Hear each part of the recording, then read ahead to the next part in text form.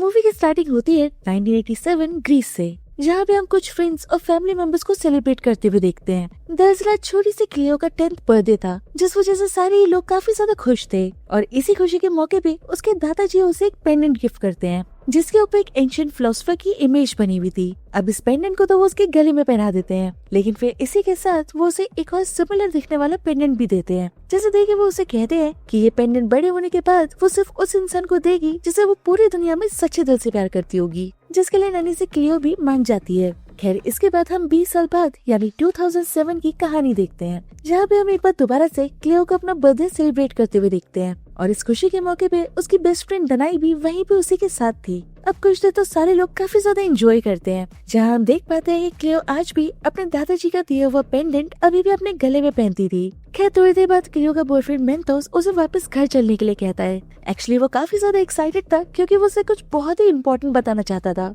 अब ये सुन क्लियो भी अपने फ्रेंड्स को बाय बोलने के बाद उसके साथ पार्टी से निकल जाती है और रास्ते में थोड़ी दूर जाने के बाद मेंटोस बाइक को रोड के साइड पे लगा देता है, जिसके बाद वो बड़े ही प्यार से अपनी पॉकेट से एक रिंग निकाल के क्लियो को प्रपोज करता है, जिसे देख क्लियो भी उसे खुशी खुशी हाँ कह देती है और फिर दोनों एक दूसरे को किस करके अपनी खुशी को सेलिब्रेट करते हैं। मगर तभी रोड से एक तेज गुजरती हुई कार उनकी बाइक को एक जोरदार धक्का मारती है और यहाँ से कहानी फिर कुछ सालों का जंप लेती है, जहाँ पे हम 2015 की न्यू ईयर ईव देखते हैं, जहाँ पे हम क्रिमिनोलॉजी प्रोफेसर दिमित्री को देखते हैं, जो कि अपनी क्लास में बच्चों को क्रिमिनल साइकोलॉजी के बारे में पढ़ा रहा होता है। और क्लास खत्म होने के बाद दिमित्री एडम नाम के चांसलर से मिलता है और उसे देख चांसलर से पूछता है कि वो अपनी न्यू ईयर ईव किसके साथ सेलिब्रेट करने वाला है। और पिछले कई सालों की तरह इस बार भी दिमित्री का जवाब था कि वो अपना नया साल अपने बीमार डैड के साथ गुजारने वाला है, क्योंकि आखिर पूरी दुनिया में फैमिली के नाम पे उसके डैड ही उसके पास थे। अब ये सुन चांसलर एडम उसके डैड के लिए काफी ज्यादा अपसेट हो जाते हैं, जिसके साथ ही वो कहते हैं कि जो उसके डैड के साथ हुआ वो होना नहीं चाहिए था।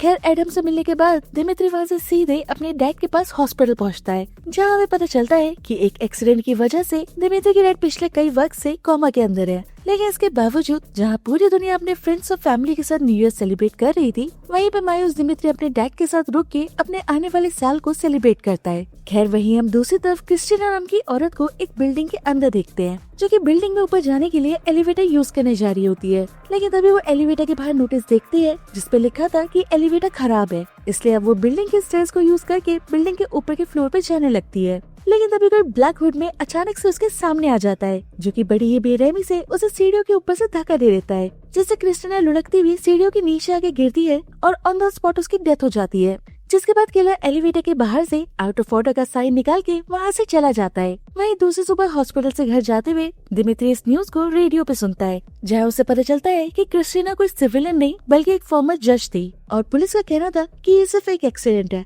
एक्चुअली उनके हिसाब से क्रिस्टीना की डेथ सीढ़ियों से फिसलने की वजह से हुई थी। खैर, न्यूज सुनने के बाद दिमित्री अपने घर चला जाता है, लेकिन उसी रात हम एलेक्सिस नाम के एक डॉक्टर को देखते हैं, जो कि आधी रात को अकेले बैठ के अपने ऑफिस में काम कर रहा होता है। लेकिन तभी उसे अपने ऑफिस के बाहर से कुछ आवाजें आती है, जिसे सुनकर वो बाहर चेक करने के लिए जाता है, लेकिन वहाँ उसे कोई भी नहीं दिखता। अब ये देख वो वापस अपने ऑफिस में आके अपना काम करने लगता है, मगर अनफॉर्चुनेटली उसकी किस्मत काफी ज्यादा बुरी थी, क्योंकि वो नोटिस ही नहीं कर पाया कि तब तक किलर उसके ऑफिस में घुस चुका था। और इससे पहले उसे कुछ पता चलता कि किलर इतनी ही देर में एक चाकू से उसका गला काट के उसे मार देता है। और वहाँ से जाने से पहले किलर डॉक्टर की डायरी में 4 जनवरी के डेट खोल देता है, जिसके अगले दिन दिमित्री की नींद खुलती है एडम चांसलर के कॉल से, जो कि दिमित्री को बताता है कि पिछली रात किसी ने एलेक्सिस नाम के डॉक्टर को बहुत ही बेरहमी से मार दिया है, जिसके साथ ही वो उसे कहता है कि होमोसाइड डिपार्टमेंट का डिप्टी चीफ उसका काफी अच्छा दोस्त है, क्योंकि अब ये क्रिमिनोलॉजी केस है जिस वजह से वो चाहता है कि हम उसकी मदद करें। इसलिए अब चांसलर एडम चाहता था कि दिमित्री पुलिस वालों की हेल्प करे, जिसके लिए दिमित्री भी उनकी बात मान जाता है और थोड़ी ही देर में वो क्राइम सीन पे पहुंच जाता है, जहाँ पे वो डिप्टी चीफ अपोस्टोलस से मिलता है, जो कि उसे डॉक्टर एलेक्सिस की बेजान पड़ी हुई डेड बॉडी को दिखाता है। लेकिन तभी दिमित्री नोटिस करता है कि वहाँ पे जमीन पे एक कोट लिखा हुआ था, जिसका मतलब था say what you should and don't listen to those you shouldn't, यानी लोग आपसे क्या चाहते हैं ये सोचना छोड़ के आपको सिर्फ वो करना चाहिए जो आपका दिल करता है। अब मैं यहाँ आपको बता दूं कि किलर ने वो कोट डॉक्टर के मरने के बाद उसी के ब्लड से लिखा था कि तभी फॉरेंसिक वालों को डॉक्टर की पॉकेट के अंदर एक एनवलप मिलता है, जिसके अंदर 220 यूरोज रखे हुए थे। खैर वहीं दिमित्री इन सारी चीजों को अपने पास नोटबुक में लिख रहा था और अपना काम पूरा होते ही वो वापस से अपने घर आ जाता है, जहाँ पे वो डॉक्टर एलेक्सिस के बारे में ऑनलाइन इन्फॉर्मेशन निकालने की कोशिश करता है। लेकिन काफी सर्च करने के बाद भी उसे उसके बारे में कुछ भी ऑनलाइन नहीं मिलता और अगले ही दिन वो अपोस्टोलस से उसके ऑफिस पर जाके मिलता है, जहाँ वो उसे कहता है कि सारी चीजों को बारीकी से नोटिस करने के बाद उसे समझ आया है कि ये कोई नॉर्मल मर्डर नहीं है, बल्कि ये पूरी तरह से कैलकुलेटेड एक रिवेंज मर्डर है। और उसके हिसाब से डॉक्टर की पॉकेट में जो 220 यूरोस मिले थे वो भी किलर ने ही वहाँ पे रखे थे, क्योंकि पहली चीज उस पर किसी भी तरह के खून का कोई भी निशान नहीं था और दूसरी बात कि हो सकता है वो किसी तरह का कोई साइन हो, जैसे कि डॉक्टर का किसी तरह की कोई रिश्वत लेने का साइन। और इसी तरह से आने वाले कई दिन दिमित्री इस केस के ऊपर बड़ी मेहनत के साथ काम करता रहता है और कुछ दिन बाद वो एक बार दोबारा से अपोस्टोलस से मिलता है, जो कि उसे बताता है कि उन लोगों ने डॉक्टर एलेक्सिस के केस से रिलेटेड कई लोगों से इंटेरोगेशन की है, लेकिन अभी तक उनके हाथ कुछ भी नहीं लगा है। कि तभी दिमित्री उसे कहता है कि जो कोड वहाँ पे लिखा हुआ था वो दरअसल पाइथागोरस का कोड था, जिससे ये तो समझ आता है कि उनका पाला किसी नॉर्मल किलर से नहीं पड़ा, बल्कि एक हाईली एजुकेटेड किलर से पड़ा है, जो कि अब पूरे सिस्टम को देखने का नाच रचाने वाला था। खैर वहीं हम एक होटल में एक एम्प्लॉय को देखते हैं जो कि एक रूम की क्लीनिंग करने के लिए जाती है, लेकिन अंदर जाते ही उसे खून से सनी हुई बेड के ऊपर एक लाश पड़ी हुई दिखती है, जिसके थोड़ी ही दूर दीवार पे एक और पाइथागोरस का कोड लिखा हुआ था, जिसका मतलब था कि सच छुपाना बिल्कुल वैसा है जैसे कि तुमने सोने को कहीं गाड़ दिया हो। खैर थोड़ी ही देर के अंदर दिमित्री को भी इस मर्डर के बारे में इन्फॉर्मेशन मिल जाती है, जिसे सुनने के साथ ही वो फौरन क्राइम सीन पे पहुंच जाता है, जहाँ उन्हें पता चलता है कि मरने वाले शख्स का नाम डेमोस्टेनिस था और पेशे से वो एक लॉयर था। अब यहाँ पे मेडिकल ऑफिसर उन्हें बताता है कि जिस तरह से किलर ने मर्डर किया है उसे देख के साफ साफ लग रहा है कि किलर का किसी तरह से सर्जरी में बैकग्राउंड है। दरअसल किलर ने बड़ी ही सफाई के साथ विक्टिम की जबान को काट दिया था, जिसे देखना उन सब के लिए काफी ज्यादा डिस्टर्बिंग था। और इसी के साथ विक्टिम की नेक पे एक सिरिंज लगाने का निशान भी था, जिससे पता चल रहा था कि किलर ने कत्ल करने से पहले विक्टिम को एनेस्थीसिया दिया था। खैर बाद में अपोस्टोलस दिमित्री को कहता है कि पाइथागोरस कोड को देख के लग रहा है कि शायद ये वही किलर है, पर उसकी बात सुन दिमित्री उसे बताता है कि इन दोनों कत्लों में सिर्फ एक यही सिमिलरिटी नहीं है, जिसके साथ ही वो उसे रूम का नंबर दिखाता है जो कि एक्चुअली 220 था। और अगर आपको याद हो तो डॉक्टर की पॉकेट से 220 यूरोज मिले थे। खैर कुछ ही टाइम में लॉयर की भी ऑटोप्सी रिपोर्ट आ जाती है, जिससे पता चलता है कि एनेस्थीसिया देने के बाद ही विक्टिम की जबान को काटा गया था और जरूरत से ज्यादा खून बहने की वजह से उसकी डेथ हुई थी। और सब कुछ सुनने के बाद दिमित्री का कहना था कि उसका मानना है कि कातिल कोई औरत है, क्योंकि पहले तो उस औरत ने लॉयर को अपनी तरफ अट्रैक्ट किया होगा और फिर वो बहुत ही स्मार्टली उसे होटल रूम में लेके गई होगी। अब ये सुन अपोस्टोलस दिमित्री को कहता है कि कुछ टाइम पहले एक डेथ हुई थी जिसमें उसने इसी तरह की कोट लिखी हुई देखी थी, मगर उस केस में विक्टिम ने अपनी खुद की जान ली थी। दरअसल कुछ टाइम पहले जॉर्ज नाम के आदमी ने अपनी खुद की जान ले ली थी और तब उसकी एक्स वाइफ का कहना था कि वो काफी टाइम से डिप्रेशन का शिकार था। अब ये सुन दिमित्री फौरन उस केस की फाइल देखता है, जिसमें उसे वहाँ मिले कोट की एक पिक्चर मिल जाती है जिसपे लिखा हुआ था all are destined to die, जिसका मतलब था कि हर किसी को एक दिन मरना ही है। अब ये देख दिमित्री अपोस्टोलस से पूछता है कि इस आदमी की डेथ कब हुई थी, जिसे सुन वो उसे बताता है कि 2 जनवरी को उसकी लाश मेट को सुबह मिली थी। लेकिन दिमित्री उसे दिखाता है कि विक्टिम की वॉच ठीक 2:20 पे रुक गई थी, जिसका मतलब था कि जॉर्ज ने अपनी जान खुद नहीं ली थी, बल्कि उस सीरियल किलर ने ही उसका मर्डर किया था। लेकिन तभी दिमित्री को उसके डैड के हॉस्पिटल से कॉल आता है, जिसे सुन के वो फौरन हॉस्पिटल भागता है, जहाँ उसे पता चलता है कि उसके डैड को काफी सीवियर स्ट्रोक आया था। अब लकीली डॉक्टर्स ने उसके डैड को तो बचा लिया था, लेकिन इसकी वजह से अब उसके डैड लाइफ सपोर्ट पे थे। इसलिए अब डॉक्टर दिमित्री से कहते हैं कि अब उसे ही फैसला लेना है कि या तो वो उन्हें लाइफ सपोर्ट पे रख सकता है या फिर लाइफ सपोर्ट हटा के उनकी सफरिंग्स को खत्म कर सकता है। लेकिन ये सुन दिमित्री डॉक्टर को साफ साफ कह देता है कि डॉक्टर उसके डैड का लाइफ सपोर्ट नहीं हटाएंगे। और कुछ दिन बाद हम अपोस्टोलस को एडम चांसलर से मिलते हुए देखते हैं। दरअसल दिमित्री कई दिन से अपोस्टोलस से मिला नहीं था, जिस वजह से वो एडम चांसलर से उसके बारे में पूछने आए थे, जिससे सुन चांसलर उसे दिमित्री के डैड की कंडीशन के बारे में बताता है, जिसके साथ ही वो ये भी बताता है कि 4 साल पहले दिमित्री के डैड का एक कार से एक्सीडेंट हो गया था और ड्राइवर एक्सीडेंट करने के बाद वहाँ से भाग गया था, जिसकी वजह से ड्राइवर को तो सजा नहीं मिली, लेकिन उसका डैड तब से ही हॉस्पिटल में एडमिट है। खैर कुछ टाइम बाद दिमित्री वापस से सारे मर्डर्स को इन्वेस्टिगेट करना शुरू करता है और फिर वो कुछ दिन बाद अपोस्टोलस से मिलके कहता है कि उसके हिसाब से किलर उन सारे लोगों को किसी बात की सजा दे रहा है। दरअसल दिमित्री का कहना था कि जब वो डेमोस्थेनेस के बारे में ऑनलाइन रिसर्च कर रहा था तो वहाँ पे उसे फॉर्मर जज क्रिस्टीना का नाम भी दिखा और जब उसने मामले को और ज्यादा इन्वेस्टिगेट किया तो उसे पता चला कि उन दोनों पे इल्जाम है कि उन दोनों ने मिलके 30 से भी ज्यादा केसेस में रिश्वत लेके मामले को दबा दिया था। तो दिमित्री की बात सुन के एपोस्टोलस का कहना था कि क्रिस्टीना सीढ़ियों से गिरने की वजह से मरी थी, पर दिमित्री का मानना था कि वो एक्चुअली एक एक्सीडेंट नहीं था, क्योंकि इतनी एज की होने के बाद भी वो स्टेयर्स को यूज क्यों कर रही थी। अब इस वजह से दोनों ही उस अपार्टमेंट में पहुंच जाते हैं जहाँ पे डेथ से पहले क्रिस्टीना रहा करती थी। और जब उसके फ्लोर पे जाने के लिए वो दोनों एलिवेटर लेते हैं तो दिमित्री नोटिस करता है कि फर्स्ट फ्लोर की एलिवेटर की वॉल पे कुछ लिखा हुआ था, और चेक करने में पता चलता है कि वो भी एक कोड था जिसका मतलब था everything happens according two numbers, one is the beginning of everything. जिसके साथ ही उनकी नजर एलिवेटर पे पड़ती है जहाँ पे लिखा हुआ था कि एलिवेटर की कैपेसिटी 220 केजी है, जिससे साफ साफ पता चल रहा था कि क्रिस्टीना की डेथ एक्सीडेंट नहीं थी बल्कि एक सोचा समझा मर्डर था। खैर इसके बाद अगले दिन दिमित्री चांसलर एडम से मिलता है, जिसे वो चारों मर्डर्स के बारे में डिटेल में बताता है। जिसके साथ ही वो ये भी कहता है कि उसे समझ नहीं आ रहा कि वो इन केसेस की गुत्थी को सॉल्व कैसे करे। जिसे सुन चांसलर एडम उसे कहता है कि मार्सल नाम के एक फ्रेंच मैथमेटिक प्रोफेसर है जो कि उसे इन केसेस के अंदर हेल्प कर सकते हैं। और लकीली मार्सल कुछ टाइम में ही उनकी यूनिवर्सिटी में एक कॉन्फ्रेंस पे आने वाले हैं, जिस वजह से केस को सॉल्व करने में वो उनकी हेल्प ले सकते हैं। और कुछ ही दिन के अंदर मार्सल उनकी यूनिवर्सिटी में कॉन्फ्रेंस अटेंड करने के लिए आ जाते हैं। और कॉन्फ्रेंस के बाद दिमित्री उनसे जाके मिलता है, जहाँ पे वो उसे क्राइम सीन में मिलने वाले कोड्स के बारे में बताता है। साथ ही वो 220 नंबर के बारे में भी बताता है जो उन्हें हर क्राइम सीन में मिला था। जिससे सुन मार्सल बोर्ड के ऊपर एट्रस ईगो लिखता है, जिसका मतलब है दी अदर मी। जिसके साथ ही वो कहते हैं कि पाइथागोरस का मानना था कि वो इस एटमॉस्फेयर के अंदर म्यूजिक को सुन सकते हैं, और ये म्यूजिक क्रिएट होता था प्लैनेट्स के मूवमेंट से, और उसी साउंड की वजह से उन्होंने सन, मून और अर्थ के बीच में डिस्टेंस को कैलकुलेट किया था, और इसी वजह से वो प्लैनेट्स के साइज का भी पता कर पाए थे।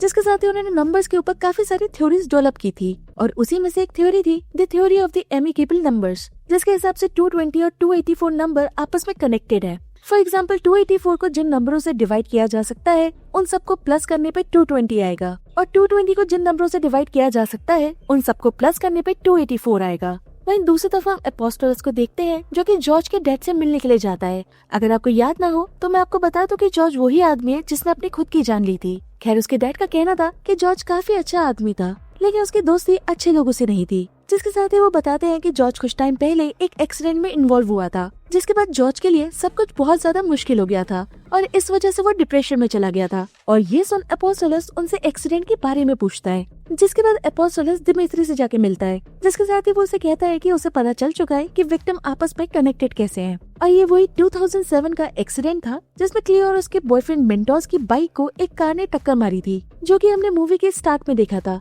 और तब जो उस कार को ड्राइव कर रहा था उसका नाम टोनी था, जो कि एक बहुत ही अमीर इंडस्ट्रियलिस्ट का बेटा था। और जब कोर्ट में ये मर्डर केस गया तो उसका कहना था कि जो एक्सीडेंट हुआ था वो उसकी वजह से नहीं हुआ था, बल्कि जो मोटरसाइकिल चला रहा था वो उसकी गलती थी, क्योंकि वो अपनी गर्लफ्रेंड को बिठा के बहुत ही बुरी तरीके से बाइक चला रहा था। जिसके साथ ही उसने ये भी कहा था कि उसकी कार ने बाइक को टक्कर नहीं मारी थी, बल्कि बाइक ने कार पे टक्कर मारी थी। लेकिन उस रात उस एक्सीडेंट का एक आई विटनेस भी था, और वो था जॉर्ज, जो कि टोनी का दोस्त था, और उस रात वो कार में टोनी के साथ ही बैठा हुआ था। लेकिन उसने सच बोलने के बजाय टोनी का साथ दिया। और इसी के साथ हमें पता चलता है कि उनका लॉयर कोई और नहीं बल्कि डेमोस्थिनेस था, और डॉक्टर एलेक्सिस वो डॉक्टर था जिसने कंफर्म किया था कि उस रात टोनी ने ड्रिंक नहीं कर रखी थी, जबकि ये एक झूठ था। और जो जज इस केस पे काम कर रही थी वो कोई और नहीं क्रिस्टीना थी, जिसने केस खत्म करते हुए कहा था कि टोनी की कोई गलती नहीं थी। अब ये सब कुछ सुनने के बाद दिमित्री पूछता है कि आखिर उस कपल का क्या हुआ, जिसे सुन एपोस्टोलस उसे बताता है कि क्लियो की तो ऑन द स्पॉट डेथ हो गई थी, और जब उसके हैंडबैग को चेक किया गया तो उसके अंदर से पुलिस वालों को एक लिपस्टिक मिली,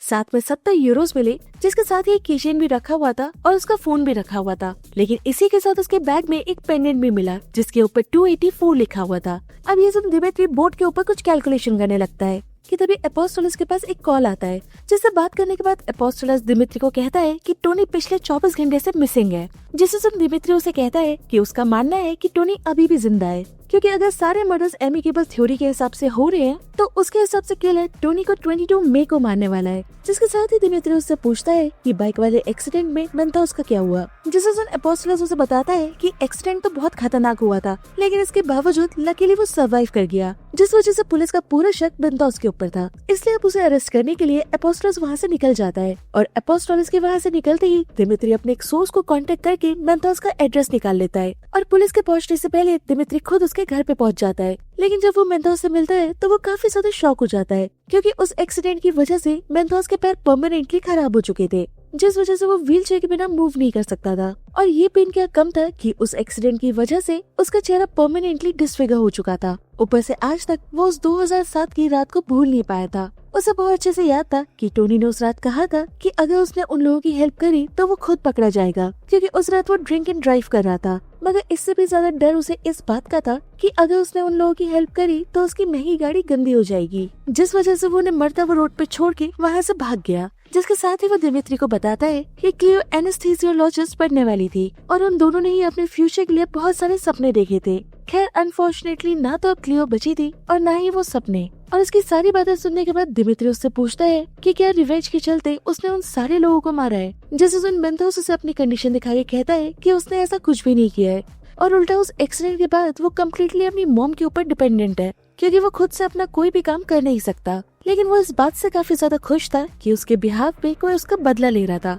खैर उससे बात करके पुलिस के पहुंचने से पहले दिमित्री वहाँ से निकल जाता है। लेकिन अगले दिन चांसलर एडम दिमित्री के ऊपर काफी ज्यादा गुस्सा करते हैं, क्योंकि इस तरह किसी सस्पेक्ट के घर जाने से उसने अपनी लाइफ को भी रिस्क पे डाल दिया था। जिसके साथ ही उनका कहना था कि उसके डैड के एक्सीडेंट की वजह से दिमित्री इस केस को काफी ज्यादा पर्सनली ले रहा है। और उसी वक्त दिमित्री के पास अपोस्टोलस का कॉल आता है, जो कि उसे एक नई क्राइम सीन पे बुलाता है। और पहुंचने पर दिमित्री को पता चलता है कि आज 22 मई है और जैसे कि उसने कहा था आज उन्हें टोनी की डेड बॉडी मिली है, जिसे किलर ने उसके हाथों को बांध के मारा था। और थोड़ी ही दूर वॉल पे एक और कोट लिखा हुआ था, जिसका मतलब था What have I done that I shouldn't, यानी ऐसी कोई गलती करना जो तुम्हें करनी नहीं चाहिए थी। कि तभी मेडिकल ऑफिसर ने बताता है कि टोनी को मारने से पहले भी उसे एनेस्थीसिया दिया गया है, जिसे समझ आता है कि किलर को एनेस्थीसिया के बारे में काफी अच्छी नॉलेज है, क्योंकि सारे विक्टिम्स को उसने अलग अलग दवाइयों के साथ बेहोश किया था। इनफैक्ट उन्हें वहाँ पे एक कार की नंबर प्लेट भी मिलती है जिसके ऊपर 220 नंबर लिखा हुआ था। खैर अब उस केस का आखिरी विक्टिम भी मर चुका था, तो अब उन्हें दिमित्री की और हेल्प की जरूरत नहीं थी।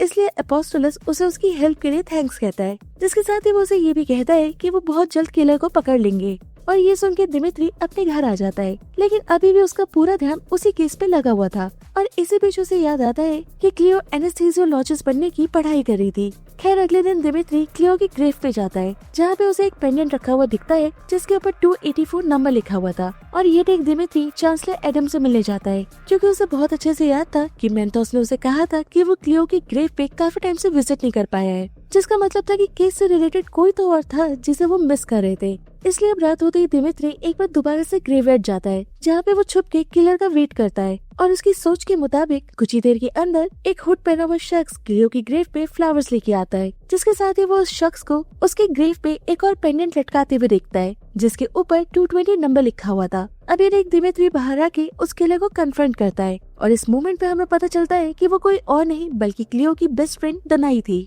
जिसके साथ ही हमें ये भी पता चलता है कि बचपन में जिस लड़की का बर्थडे सेलिब्रेट हो रहा था वो एक्चुअली क्लियो नहीं बल्कि दनाई थी, और उसने अपने दादाजी का दिया हुआ पेंडेंट क्लियो को दिया था, क्योंकि वो दुनिया में सबसे ज्यादा क्लियो को ही प्यार करती थी। खैर दनाई एडमिट कर लेती है कि उसने ही सारे मर्डर्स करे हैं, मगर इसके साथ ही वो कहती है कि उसने जो भी किया उसे उसका अफसोस नहीं है। साथ ही वो दिमित्री को बताती है कि वो दोनों बचपन से ही साथ में पढ़ रहे हैं। अब बड़े होने के बाद भी उन्होंने सेम स्टडीज करी थी, जिसकी वजह से उसे एनेस्थीसिया के बारे में इतनी अच्छी नॉलेज थी। जिसके साथ ही वो दिमित्री से पूछती है कि क्या वो वहाँ पे उसे अरेस्ट करने के लिए आया है, लेकिन उसकी बात सुन दिमित्री उसे बिना कुछ कहे वहाँ से चला जाता है। जिसके बाद वो सीधे वहाँ से हॉस्पिटल जाता है, क्योंकि अब उसने फाइनली डिसाइड कर लिया था कि अब वो अपने डैड की सारी सफरिंग्स को खत्म करके उन्हें जाने देगा। जिसके बाद वो डॉक्टर को उनका लाइफ सपोर्ट हटाने के लिए कह देता है। और कुछ दिन के बाद दिमित्री को एक लेटर आता है, जिसे खोलने पर उसके अंदर से उसे एक पेंडेंट मिलता है, जिसके ऊपर 1210 नंबर लिखा हुआ था, जो कि 1184 का एमिकेबल नंबर था। एक्चुअली वो पेंडेंट उसे दनाई ने भेजा था,